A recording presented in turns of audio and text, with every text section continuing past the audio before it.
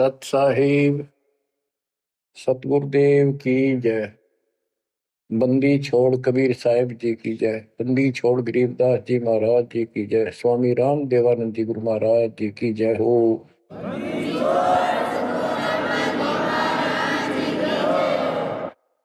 सर्व संतों की जय, सर्व भक्तों की जय, धर्मी पुरुषों की जय। श्री काशी धाम की जय, श्री सुडानी धाम की जय, श्री क्रोथा धाम की जय, श्री बरवाड़ा धाम की जय। सत साहिब परम पिता परमात्मा कबीर जी की असीम हृदय से बच्चों, आज आपको अपने घर का पता चला। ये अरहट वाले कुएं में, ये अरहट का कुआ लोई यागल बंधा है सब कोई, कीड़ी कुंज पर अवतारा, हर हट डोरी बंधे कई बारा। इस हर हट जैसे कुएं में बहुत बार चक्कर काट चुके हो। अब इस झंझट से छूटने का समय आ गया। आप किसी से पूछ लो, कोई भी मरना नहीं चाहता, पर सबको पता यहां रह भी कोई नहीं गा। यह समस्या क्यों है? ये इसलिए है कि अब मृत्यु अच्छी चीज नहीं, सबसे घटिया ये है। फिर उम्र दोस्त था, जब तक जवान रहता है रोगी रोटी के चक्कर में उड़ जा रहा है, बस की बात नहीं। यहाँ की व्यवस्था ऐसी है, छोटे छोटे बच्चे होंगे, उनके पालने के लिए मर मिटता इंसान, और करना पड़े।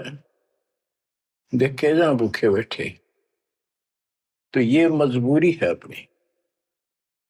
और फिर सारा जीवन बच्चों को पाल पोस कर पढ़ा कर शादी कर दी, उनके बच्चे हो गए।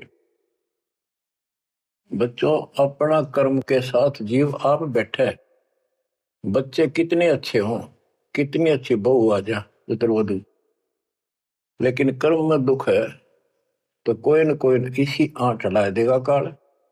वो चाह कभी आप उसकी मदद नहीं कर पाओगे, उसके कर्म ना करने दे। जैसे आपको बता, या फिर कोई ऐसी बीमारी हो जाएगी, बच्चे भी, बेटा भी, पुत्र वधू भी दोनों बैठ कर रोने जाएंगे, और वो चिल्लाए जा।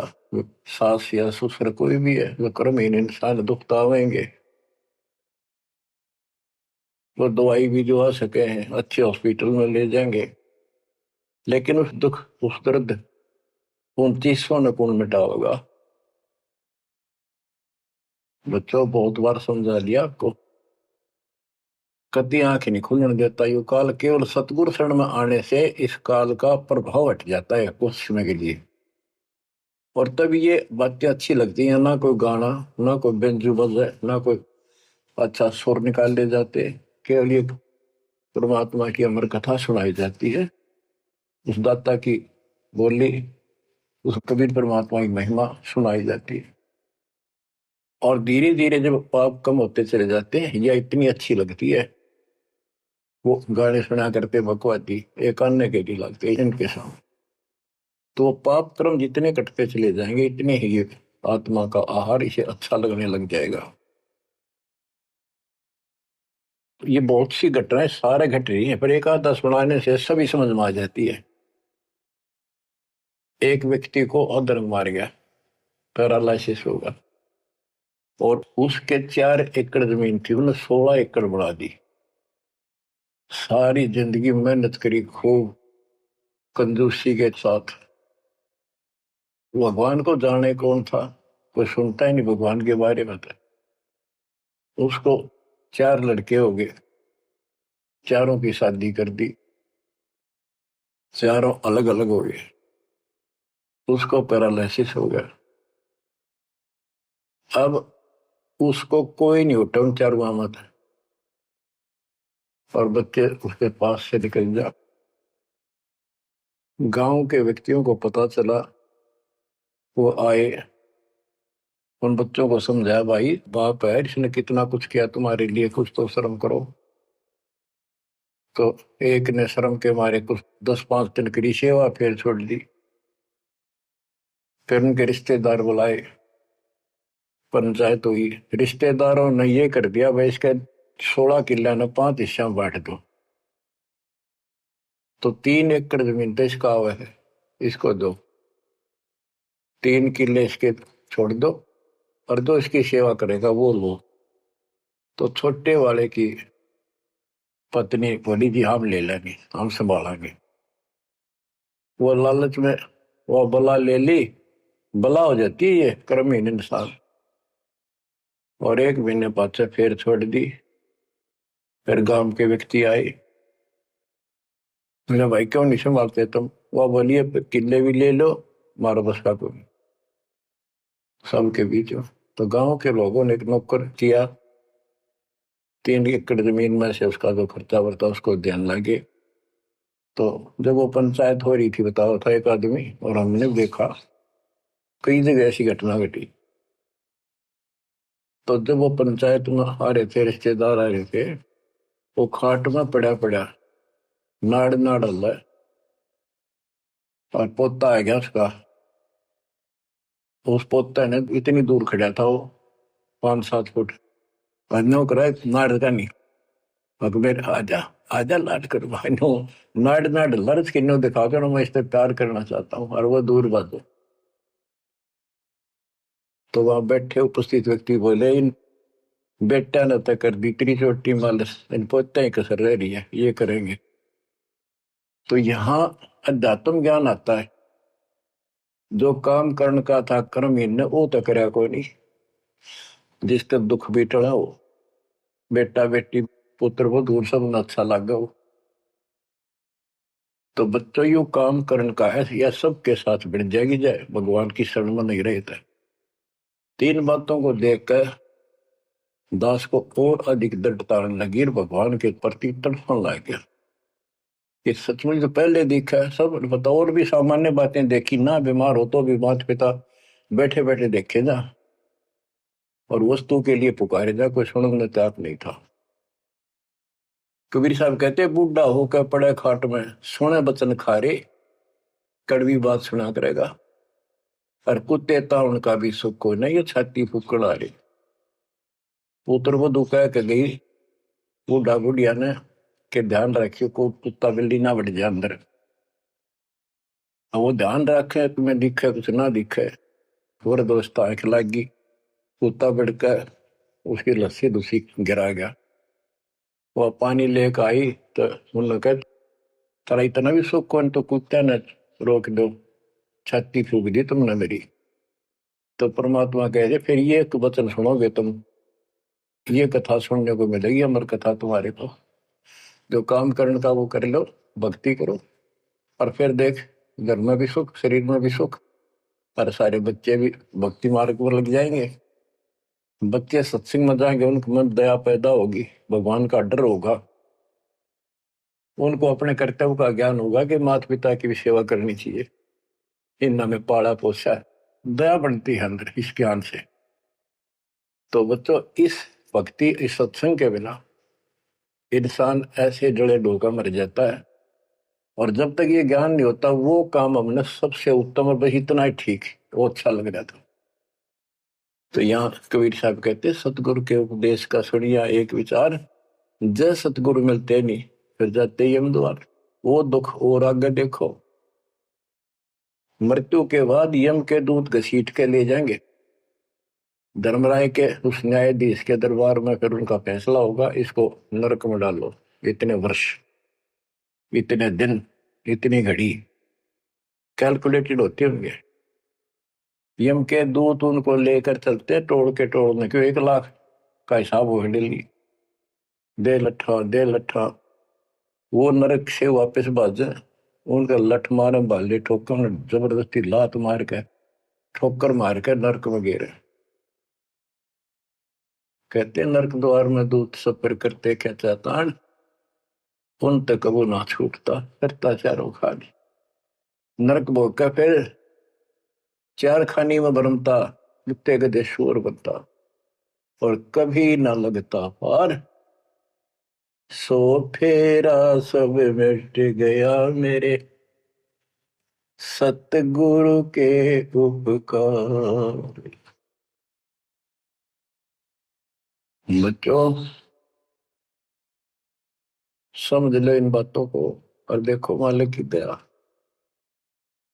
ये बातें कदे हमने दादे परदादा पर भी ना सुनी, माता पिता से नहीं सुनी। उसकी दया विदाता की। और आज ये अच्छी लगे और बात एक भी अच्छी नहीं लगती। वो तो बेतुकी बातें हैं। थोड़ी देर बातें करनी पड़ती है इधर उधर की। 2 मिनट बाद में सोचा ही जा तो जा अपना परमात्मा ने याद करे। तो यह लगन अलग से लगेगी, इस सत्संग से लगेगी। और भक्ति सुमन दान करोगे या सेवा, ये सारे मिलकर आपको निर्मल करेंगे। आपको हर तरह से शक्ति आत्मा को मिलेगी। भोजन खाते हैं तो उसमें सभी प्रोटीन सब प्रकार के खाने होते हैं, तभी स्वस्थ शरीर रहता है। इस प्रकार हमने सेवा भी जिसी बने, सुमन भी, दान भी, ये करना पड़ेगा। और मर्यादा का निर्वाह परहेज भी रखने पड़ेंगे, तभी आत्मा स्वस्थ होगी, मोक्ष प्राप्ति योग्य होगी। बच्चों धन है आपके माता पिता जिनसे जन्म हुआ। आपकी किस्मत को अगर व्याख्यान करने लगो, आपकी किस्मत का वर्णन करूं, कोई शब्द नहीं दास के पास। इतनी अच्छी किस्मत लेकर जन्मे हो तुम। आपका मनुष्य जीवन इस समय, मनुष्य जीवन के बाद फिर आपको शरण मिल गई। गजब अजब बात तो यह है कि आपको शरण मिल गई। आप देखो नाम लेने तो पहले आप किस स्थिति में थे, क्या करा करते, सारा दिन कोहरे डले डोला करते। और मजदूर काल के मजदूर थे, बस पेट के मजदूर, बाचे बाचे अंडा थे। कोई भी अच्छा काम चाह कर भी नहीं कर पावा थे। आत्मा भी अच्छी थी, था आपकी नर्म भी थे, दया थी, भाव था, सारा था, भगवान की चाह भी थी। पर ऊपरली सी थी, काम चलाऊ सा था। और नाम लेने से पहले जब आपने स्टार्ट किया इस मार्ग को, देख मन कितनी बगावत करे था। ये कैसे हो सकता है, ऐसे कैसे हो सकता है, हमने तो ये पूजा की, हमने ये देखा, ये सुना। तो काल ने परमात्मा से पहले कहा था कि तुम्हारा जो हंस जाओगा ज्ञान बताने के लिए, उससे पहले कहते देवी देव धाम तो दुआओ, तीर्थ व्रत और ये झूठे जब तब मन लाओ। इस तरह की सारी शास्त्र साधना से इनको इतना मूर्ख बना दूंगा कि कोई भी उसके ज्ञान को सुनेगा नहीं। जाओ योग जीत संसारा, जीव न माने कहा तुम्हारा, जीव तुम्हारा कहा न माने, हमारी ओर हो बात बखाने। हमारी ओर होकर बात विवाद करेंगे तुम्हारे साथ। बच्चों इन बातों को याद रखो। इस जीवन की सफलता है कि इसमें परमात्मा प्राप्ति हो। आप इसके निकट आ चुके हो। आपने जो भक्ति स्टार्ट करी, आपकी यही दशा थी। कति मन मान कर राजी नहीं था। और दाता देखो अपने बच्चों को कैसे कैसे कैसे कोई न कोई भेज के अपना बहन भाई रह रह के कथा सुनाई। कभी अच्छी लगी, कभी जान लगी, धीरे धीरे पाप कटते गए, सुनते चले गए। कहते सो सब सिदर मैं करूं अपने जन के काज, हरने से पूजो मार दो नरसिंह दर के साज। इब्राहिम सुल्तान के साथ कितने खाड़े कर दिए, कितना पीछे पड़ गया जाता अपने बच्चे को नरक से निकालने के लिए। यही दशा अपनी थी। उस दाता ने कोई न कोई कारण बना के अपने को राह दिखाया है। हरे बच्चों समझो इस मार्ग को, क्योंकि ये कथा जो सारी सुनाई जाती है, ये आत्मा को सहारा देती है। ये आत्मा बहुत सतर्क हो जाती है, इन पर सब पर विचार करती है, तब इस मन को साइड कर देती है कि बस बहुत हो लिया। आप देखो क्या हाल है, कल न पशु बन जाओगे, और पहले बेरा ने कितनी बार बन लिए। तो परमात्मा आपको बहुत लंबे समय से तैयार करते करते करते करते आ रहे, और आप भी लगे रहे। जैसे भी जितना दाव लगा जिस जन्म में आप कर गए, फिर काल का प्रभाव ज्यादा था, नहीं पार बसाई छूट गया मार्ग। जो गुरुद्रोही हो जाते हैं ना, वो सदा के लिए खत्म हो जाते हैं। वो तो अरबों खरबों वर्षों तक धक्के खाओगे। आप विमुख होते रहे, जैसे राबिया विमुख हुई। स्टार्ट वहां से नहीं था उसका, बहुत पीछे से था, लेकिन भक्ति की चाह बनी रही बनी रही, दाता फिर मिलते रहे। परमात्मा कबीर साहब कहते हैं, मेल ठेले जाइयो, तीर्थ धाम पर भटकियो, मेले बड़ा मिलाप, पत्थर पानी पूजते हैं, कोई साधु संत मिल जाओ। जब तक भगवान नहीं मिला तब तक ये आस्था भी बनी रहनी चाहिए। इसलिए परमात्मा कुछ लोगों को दूंगा, संस्कार तो निकाह होता है, कोई मत्था टेक के कितने जाके, और कुदरती वो संस्कार आ जाता, उसकी आस्था बनी रहती है वहां पर, तो भगवान में चाह बनी रही।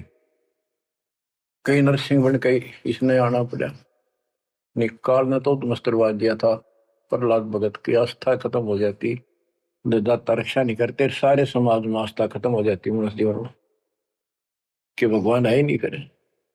और ईशा दिखा दिया, भगवान आज तक याद है, भगवान है। इसलिए हमारी चाह बनी रही परमात्मा के प्रति। तो बच्चा, परमात्मा की असीम रजा आपके ऊपर। परमात्मा 600 साल पहले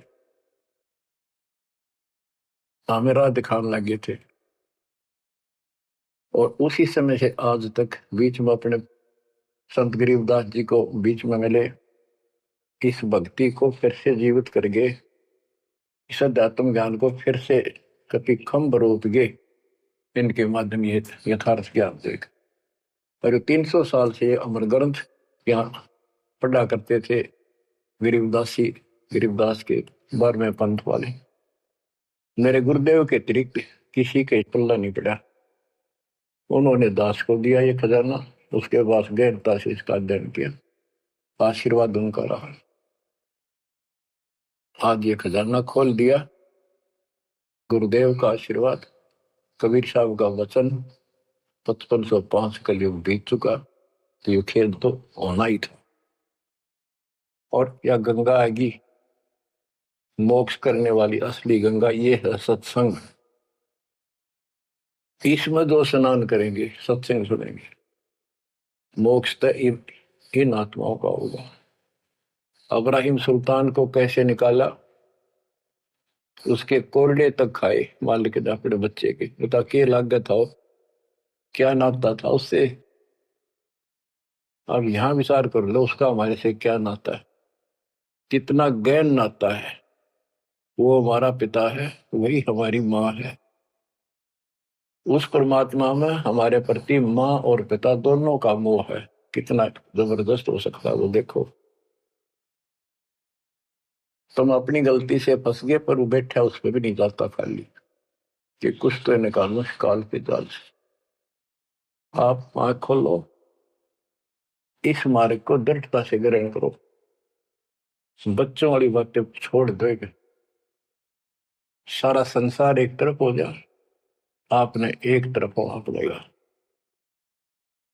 जैसे मीराबाई को कहा उसकी मां ने, सत्संग में जाना मेरा छोड़ दे, आए मारी लोग कर तकरार, सत्संग में जाना मेरा छोड़ दे, सत्संग में जाना मेरा ना छूटे, सत्संग में जाना मेरा ना छूटे, तारी चाहे जड़ कमरो संसार, सत्संग में जाना मेरा ना छूटे। इस दशा में, इस स्थिति में आपको आना पड़ेगा। ये संसार साथ नहीं जाएगा, ये संसारिक व्यवहार आपका कति काम नहीं आऊगा। ठीक है, बेशर्म होना भी नहीं, जितना हम समाज में सहयोग कर सकते उस तरफ में रहना पड़ेगा। प्यार दें सबको, नमस्कार करें, बड़े छोटे की कदर करें, अच्छा व्यवहार करें, हेल्प करें, लेकिन जहां अपने भक्ति में बाधा हो उसका नमस्कार करे, हाथ जोड़ लें दूर थे। बच्चों, गरीबदास जी ने बताया है, गोरख से ज्ञानी गणे और सुखदेव दती जिहान, सीता सी गो भारिया संत दूर स्थान। पुण्यात्मो, आपको अध्यात्म सिलेबस, ये अध्यात्म का पाठ्यक्रम पढ़ाया जा रहा है, दास टीचर है, और इसको बार बार रटवाऊंगा, बार बार समझाऊंगा, क्योंकि टीचर सारा साल उस सिलेबस को रह रह कर रिपीट करवाया करे, तब बच्चों के आत्मा में, उसके मन में, बुद्धि में वो सेट होता है।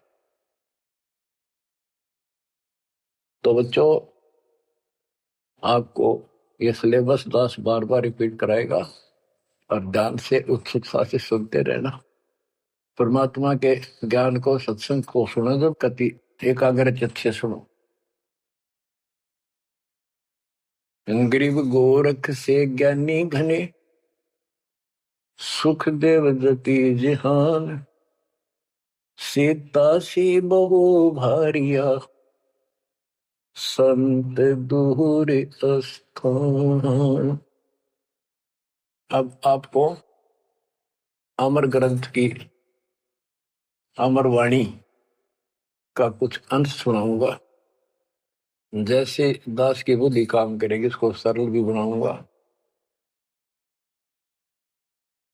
गरीब यज्ञ रची जब पांडव राजा, नो नाथो नहीं ना दुहबाजा, 84 सिद्ध रिद्ध सब मोहे, पूर्ण ब्रह्म ध्यान नहीं जो है।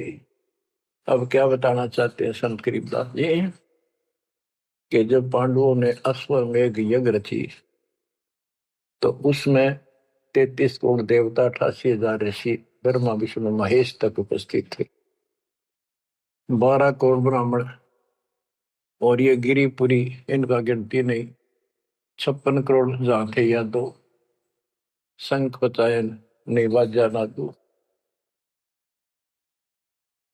तो कहने का भाव ये है कि गोरख से ज्ञानी गणे, सुखदेव जति जिहान, प्रसंग ये है।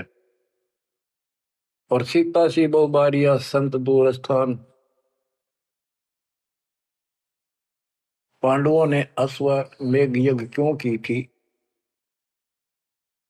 श्री कृष्ण जी जो उनके गुरु थे, त्रिलोकीनाथ विष्णु अवतार, उन्होंने बताया था कि तुमने, क्योंकि युधिष्ठिर जी को भयंकर स्वप्न आने लगे, बेचैनी होगी, भूख गई, रात की नींद गई, वैद्यों से इलाज करा लिया, कोई आराम नहीं हुआ। श्री कृष्ण जी के गुरु थे, उनसे समाधान जाना और कारण पूछा कि हुआ क्यों। तब श्री कृष्ण जी कहते, तुमने जो बंदूक घात किए हैं, युद्ध में, महाभारत में आदमी मारे और अपने प्रियजन मारे, रिश्तेदार मारे, ये पाप वो हानि कर रहा है, वो सेध रहा है। समाधान ये है कि अश्वमेध यज्ञ करो और पूरी पृथ्वी पर न्योता दे दो, कोई आओ, धर्म यज्ञ करो एक, और धर्म यज्ञ सफल होगी तो तुम्हारा यह दुख दूर होगा, अन्यथा नहीं होगा। और यज्ञ संपूर्ण होने की, सफल होने का चिन्ह बना दिया, बता दिया निशानी, कि एक शंख 5 मुंह का, पंचानन शंख, उसको पंचजन्य भी बोल देते हैं। पंचायन, आनंद माने मुख होते हैं, पंचानन 5 मुख का शंख एक अलग स्थान पर रखा जाएगा। वो कोई बजाएगा नहीं, आप पर बाजेगा। वो बाजेगा तब जब कोई पूर्ण संत, अच्छी करने वाला उसमें भोजन खा लेगा। तो 33 करोड़ देवता बुला लिए, 88,000 ऋषि आगे, 12 करोड़ ब्राह्मण आगे, तो किसी से भी शंख नहीं बजा। न्योता देने के लिए चारों पांडवों की चारों दिशा में ड्यूटी लाई थी युधिष्ठिर ने छोड़ दिया कि भी न्योता दे का निमंत्रण दो। भीम का निमंत्रण देने की जो दिशा थी, ड्यूटी थी जिस साइड में, उसमें सुदर्शन नाम के एक सुपच, जिसे आजकल शेड्यूल कास्ट कहते हैं, उसमें सुपच कहते थे, और वाल्मीकि जाति में थे वो। भीम वहां गया। भीम ने उनको निमंत्रण दिया कि भगत जी हमारे वहां आइयो, और मैं युधिष्ठिर राजा का भाई भीम हूं, और ऐसे ऐसे हमने एक अश्वमेध यज्ञ रची है, आप आमंत्रित हैं। तब सुदर्शन जी ने कहा, सुपच ने, कि भीम तुमने तो इतना पाप कर रखा, कसाई भी फीका पड़ गया, तुमने ऐसा जुल्म कर दिया। वो बहन आज तक रो रही है, जो विधवा होगी सैनिकों की, उनके बच्चे टक्कर मार रहे हैं, माँ से पूछ रहे हैं पिताजी कब आएंगे छुट्टी। उनकी माँ एकांत में ज्यादा रो रही है, तुम बैठ के ठाठ कर रहे हो और तुम मौज कर रहे हो, तुम तो नरक में डाले जाओगे। मुझे बुलाना है, जो अश्वमेघ तुम करने जा रहे हो, ऐसी अश्वमेघ 100 का फल मुझे संकल्प करो, 100, तब मैं तुम्हारे जाके रोटी खाऊं, मैं कौन पड़े से नरक में। अब अहंकार था भीम को कि हमारी यज्ञ तो सफल होनी है, क्योंकि श्री कृष्ण जी रहे साथ। तो उस भगत को कहा कि तेने आना होता जी, निफालतू ना बोले, कि तेरे बिना वह काम अड़ा है, हमारे कोई आंट नहीं लगती। तो सुदर्शन जी चुप हो गए, साकट और सवान को उल्ट जवाब ना दे। जब उनका कति संपूर्ण नहीं हुआ, वो काम नहीं बना, 33 करोड़ यादव सारे आ लिए, सब ने भोजन खा लिया,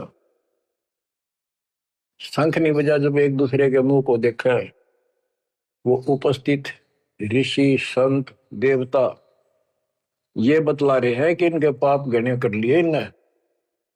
हाँ, शंख बजेगा कहां से, अपने ऊपर ना लेते। अब जैसे ये माया के अंग का प्रसंग है, वाणी वो चल रही है कि इस देवी ने, इस माया ने काल के दबाव में यह सबको भ्रमित कर रखा है, सत साधना करने नहीं देती, शास्त्र साधना में डरे डुबावे, कर तो काट रहा है, लेकिन यह उसके दबाव में आ गई या क्या करे, फंस गई, इसके साथ आकर निकम्मे गए। तो बच्चों, तब युधिष्ठिर बोला, महाराज हमारे पाप गिने हैं भगवान, ये तो कभी नहीं बात जाए। तो मन पता है क्या हाल हो रहा है, वो मेरे स्वप्न में भी दिखाई देते, वो बच्चे रोते हुए, उनकी विधवा रोती हुई टक्कर मार रही है। कृष्ण जी बोला, भाई इस शंख न बजाने वाला आया को नहीं। भीम को बुलाया कि बताओ इस साइड में किसकी ड्यूटी थी निमंत्रण देने की, कि भीम की थी। भीम से पूछा कि तुम ऐसे ऐसे एक सुदर्शन नाम का संत है, उसको न्योता नहीं दिया। वो बोला, जी निमंत्रण दिया था, पर वो तो कुबोल आदमी है, ये बातें बोली है कि तुम पापी हो, अपराधी हो, वो तो गलत बोला। कृष्ण जी बोले, आपने क्या कहा। भीम बोला, मैंने कह दिया तो नाना होता जी, आपने ना तो मत आइए। श्री कृष्ण जी बोले, सारा काम खराब कर दिया, साधु संतों से ऐसे नहीं बोलना चाहिए, वो जो कहते हैं उसमें कोई दम हो बात में। तुम तो सारा काम बिगाड़ दिया, अब बता क्या करेगा, इतना पैसा लग गया, बात वही की वही। ओडे मुंह हो गया भीम का, कहते माँ चिरा था, तक के दिफा था। श्री कृष्ण जी बोले, बैठ साले, रथ तैयार करो। उस दौरान जब यह घटना घटी, उसमें परमात्मा करुणा में नाम से प्रकट थे कबीर साहब, और सुदर्शन उस करुणा में परमात्मा के बच्चे थे, शिष्य थे। सुदर्शन जी ने अपने गुरुदेव को जाके बताया कि महाराज ऐसे ऐसे वो भीम आया था, और मैंने उसको बोल दिया भाई ऐसे ऐसे कर। परमात्मा बोले, बा वो यज्ञ तो उनकी पूरी हो को ना, उन तो वो सारे माया के पुजारी बैठे हैं, वह फिर आओगे। तू खिसक जाए यहाँ ते। सुदर्शन जी तो निकाल दिए, परमात्मा सुदर्शन रूप बनाकर बैठ गए। पांचों पांडव छठे कृष्ण जी गए, 1 योजन 12 किलोमीटर दूर रथ से उतर लिए और पैदल चल पड़े। जाके श्री कृष्ण जी ने दंडवत प्रणाम किया तो पांडव तापा मरे पड़े थे, पांचवा ने उन्होंने किया। तब सुदर्शन जी बोले, अब सुदर्शन जी कहूंगा मैं, क्योंकि ये फिल्म है, फिल्म में जो रोल जो करता है वही बोला जाता है। सुदर्शन जी ने कहा, आओ त्रिलोकीनाथ, कैसे आना हो गया। श्री कृष्ण जी बोले, हे सृजनहार, हे सारी सृष्टि के रचनहार, आप जानी जान हो, ये पांडव है और ऐसे ऐसे अश्वमेघ यज्ञ की है, वो आपके बिना संपूर्ण नहीं हो सकती। आप दया करो और भीम की गलती को माफ करो। सुदर्शन जी बोले, भाई मैंने जो शर्त रखी थी वह पूरी कर दो। भीम ने पूछ लो क्या शर्त थी मेरी, वो जी पता है हमारे को। तो श्री कृष्ण जी ने कहा कि संत मरण को ऊंचा लियो, तज माया अभिमान, जो जो कदम आगे रखे, सो सो यज्ञ समान। ये देख लो, किसी में इतना भी अहंकार नहीं है। आज ये कति टूटे पड़े हैं, सारा खर्च हो लिया पैसा, बात वही खड़ी है। और वहां से लेकर यहाँ तक हम आए हैं, जितने हमारे कदम बढ़ते हैं वो सौ सौ यज्ञ समान, वो एक कदम एक यज्ञ के समान है। अपनी सौ रख लो, बाकी हमारी जोड़ी में डाल दो, हमारा भी कल्याण हो। यानी आदिन्य का भाव संत के सामने होना चाहिए। संत के साथ भगवान होता है, भगवान को अहंकार कभी पसंद नहीं। तब साधु भूखा भाव का, धन का भूखा ना, ना किसी में माँ का भूखा। उससे पहले जब पहली बार यो भीम गया था तो निमंत्रण देने, एक तालाब में नहा आया था और उसमें खूब गोते मर मर नहाया, पैर भी नहीं टिके थे। सुदर्शन जी बोले कि भीम, यह मेरी माला तार के दिए खुट्टी पर था। भीम चला, खुट्टी पर तो माला सुमरनी तारन लग गया। उस पर उतरी नहीं, टस से मस नहीं हुई, पसीने आ गए। जब सुदर्शन जी बोले, भीम उधर बड़ी डींग मारा था कि युद्ध नहीं जीता जाता, एक का मारू था 10 मरे थे। अरे माला ना उठी तेरे थे, छोड़ के आ गया, दूर खड़ा हो गया। और कोई दिखाना भी जरूरी था कि कुछ है इसके पल्ले, ना तो उनके मन में फिर दूसरा देता। ऐसे हाथ किया परमात्मा ने, वाला अपने आप उठ के उनके हाथ में आ गई। धर्मदास या घना अंधेरा, बिन परचय जीव जम का चेहरा। अगर थोड़ा बहुत ना दिखाऊं अपनी शक्ति तो काल का बंधेरा मेरी तरफ आवे को नहीं। उस दिन तो बड़ी बात बोल रहा था भीम, और सुन ले, तेरे जैसे पहलवान बहुत होगा जाएंगे। जिसमें तू उस दिन स्नान करके आया था ना, वह खोपड़ी थी उस कुंभकर्ण की। खोपड़ी, ये सिर का ऊपर ऊपर का कटोरा, जिसमें तेरे पाँव भी न टेके, ऐसे ऐसे होकर जानिए बकवादी। भक्ति बिना बात नहीं बने बच्चों। तो जब परमात्मा यानी सुदर्शन जी रथ में बैठकर उनके साथ वहां पहुंचे, द्रौपदी ने देखा कि कौन सा है संत, पता चला यू केला यू होगा। तो तभी उसके मत्था ठन गया कि इससे क्या होता, ये इतने ऋषि में ऋषि बैठे तपस्वी फलाना। फिर श्री कृष्ण जी ने कहा, द्रौपदी बढ़िया भोजन तैयार कर, संत खाना खाओगा तारा काम बनेगा। तो द्रौपदी ने सोचा, बढ़िया भोजन बनाऊं, कई प्रकार के पकवान बनाकर थाली में नारी नारी कटोरिया में रख कर दिए। और सुदर्शन जी जो है वह 5 ग्रास खाते थे। वो अपने मनमुखी होते, पर रोल उसी का करना था परमात्मा। ये कुछ भी करते रहो, भक्ति ठीक करो बस।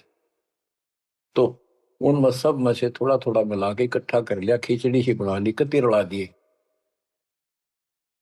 कि सारे पकवान वहां मिल जाए और सबका भोग लग जाए। द्रौपदी मन में सोच रही थी, मैंने 1 घंटे तक आंख पड़वाई दूं मैं और इतने बड़ी आइटम बढ़ाए। अक्षंत खाओगा, रंगुली चाटेगा और सरा होगा किसने बनाई है सब्जी रोटी। और इसने कुछ करना आता ना, और ना शूद्र का शूद्र, ये कहाँ के शंख बजाएगा ये। अब परमात्मा ने यानी सुदर्शन जी ने 5 ग्रास खाए, 5 बार शंख बोला। और युधिष्ठिर जी बड़े खुश हुए, कृष्ण जी से कह रहे आपने बड़ी दया करी, बड़े महापुरुष खोज के लाए, हमारा तो काम बन गया। कृष्ण जी बोले नहीं बना, ये तो शंख कंटिन्यू बजना चाहिए था, अखंड, और काफी देर तक स्वर्ग तक सारी पृथ्वी पे इसकी आवाज जाएगी, धीमी धीमी मीठी मीठी प्यारी प्यारी, तब सफल होगी। युधिष्ठिर बोले हे भगवान अब कौन रह गया, किसको लाओगे। बोला भाई इस वाल्मीकि के बाल सब ना ही 3 लोग, ये के वाल्मीकि दिखे तुमने, इसके एक बाल के समान भी 3 लोग नहीं है, इतनी ताकत है इसमें, इतनी भक्ति की शक्ति है। अपने घर में कमी है वह खोजते। द्रौपदी बुलाई, द्रौपदी से कहा कि बहन साची बता, तेरे कोई दोष आया इस महापुरुष के प्रति। तो उसने सारी बता दीजिए, ऐसे ऐसे मेरे मन में दोष आया। द्रौपदी शुक्र मना तेरे घर पर टूक तोड़ ली, इसने खाना खा लिया। तो अपने घर सब 2 रोटी खाकर सोते हैं, कोई भूखा नहीं सोता, भगवान सब न दी है। इस तरह का अहंकार करने से काम नहीं बनते। इसके चरण धोकर पियोगी ने, जब तेरे अंतःकरण का पाप भी दूर होगा और कुछ राहत भी तब मिलेगी। अमृता क्या नहीं करता। द्रौपदी लाई बढ़िया सी थाली प्रात उठाकर चांदी की, और उसमें लोटा लेकर संत के चरण धोए, गाल के कटोरे में पीण लगी। कृष्ण जी बोले बहना था मुझे भी देना, ईशे महापुरुष का चरणामृत कद कद मिल रहा है। तो आधा द्रौपदी ने पिया, आधा श्री कृष्ण जी ने। और फिर वो देखो अखंड बाजा, वो ऐसे ढंग से बजाए तो धीरे धीरे धीरे धीरे सुर बढ़ता चलेगा, स्वर्ग तक पूरी पृथ्वी पर आवाज गई, कण कण में सुनाई दिया। और जो पेड़ थे पौधे पूरे के पूरे बसंत की तरह फूल आगे और खिल गए, इतना सुंदर मौसम होगा सुहावना। गोरख से ज्ञानी गढ़े और सुख दे जती जिहान, सीता सी वो भारिया संत दूर स्थान। संत को ऊपर दिखावे से ज्यादा मीठी मीठी लंबी चौड़ी कथा सुनाने से, अटपट करके प्रवचन करने से पहचाना नहीं जा सकता। तो बच्चों न जीव की सी बुद्धि है को पहचान ले, पहचान लिए होते तक कबीर भगवान आए न थे, संत गरीबदास जी आ रहे कहने गए। अब बच्चों आपको थोड़ी सी अमृत वाणी सुनाता हूं। ग्रीव फिर पांडवों की यज्ञ में शंख पंचायन टेरे, 12 कोटि पंडित जहां पड़ी सबन की मेरे। यज्ञ रची जब पांडव राजा, नौ नाथों ने नादू बाजा। उस यज्ञ में 9 नाथ, 84 सिद्ध, 33 करोड़ देवता, 88,000 ऋषि, 12 करोड़ ब्राह्मण और 56 करोड़ यादव जो श्री कृष्ण के वंशज थे, जो पांडवों के रिश्तेदार थे। क्योंकि श्री कृष्ण जी की बहन सुभद्रा अर्जुन के ब्याही थी। या क्या कहते हैं, यज्ञ रची जब पांडव राजा, नौ नाथों ने नादू बाजा। 84 सिद्ध रिधि सब मोहे, पूर्ण ब्रह्म ध्यान नहीं जो है। अब माया के उनकी वाणी पहले कुछ ही इन्होंने बताया है कि 84 सिद्ध 9 नाथ ये रिद्धि सिद्धि में उलझा रखे थे। 84 सिद्ध रिद्धि सब मोहे, इन्होंने पूर्ण ब्रह्म ध्यान नहीं जो है, पूर्ण परमात्मा की भक्ति नहीं करी। कोटि 33 जग के माही, सुर नर मुनि जन गिनती नाही। 56 कोटि जहां थे यादो हो, जिनसे नाही बाजा नादू हो। कोटिक वक्ता वेद उचारी, ना बयम संपूर्ण सारी। सठ दर्शन की गिनती नाही, अनाथ जीव जी में बो माही। ओहो, सठ दर्शन ये गिरिपुरी कहती है बहुत गड़े आए हुए थे, और अनाथ जीव भी बहुत गड़े आए। सुर नर मुनि जन तपा सन्यासी, दंडी वृत्त बहुत उदासी। कामधेनु कल्प वृक्ष ही लाए, तीन लोक के सुर नर आए। पांचों पांडव कृष्ण शरीरा, जिनसे यज्ञ बही निधीरा। होय होय, पांचों पांडव और श्री कृष्ण जी वही खाना खा चुके थे, उनसे यज्ञ बही नहीं थीरा, उनसे यज्ञ नहीं हुई पूरी। एक बाल्मीक नीचे कुल साधु, जिन शंख पचायन पूरे नादु। और गनो माया के पूता, ब्रह्म जोगनी सब ही दूता। ओहो, कहते हैं एक बाल्मीक नीचे कुल साधु, जिन शंख पचायन पूरे नादु। ये और गनो माया के पूता, ये औरतें माया के भ्रमित है, माया सिद्धि प्राप्त करके लोगों को प्रदर्शन करना, ये भी माया जाल। या महिमा पागी न इनमें खेल ले गए खिलौने से, या माया ये देवी न उलझा रखे काल के दबाव। कहते हैं और गनो माया के पुता, ब्रह्म जोगिनी सब ही दूता। आप क्या बताते हैं? गिरि पांचों पांडव संग हैं, और छठे कृष्ण मुरार। चलिए हमारी यज्ञ में हे समर्थ सिरजनहार। अब श्री कृष्ण जी भी तो तीन लोक के मालिक हैं, पिछले संस्कारी हंस है। परमात्मा ने उनको सद्बुद्धि दी, उनकी दिव्य दृष्टि खोली कुछ समय के लिए, तो उनको भगवान दिखाई दे था। वो सुदर्शन उस दिन थे भी भगवान, पर उसको एहसास था, क्योंकि अध्यात्म मार्ग के अंदर अपने आप आत्मा अपने से शक्तिशाली के आगे नीचे हो जाती है, मुरझा जाती है। गिरि पांचों पांडव संग हैं, और छठे कृष्ण मुरारे।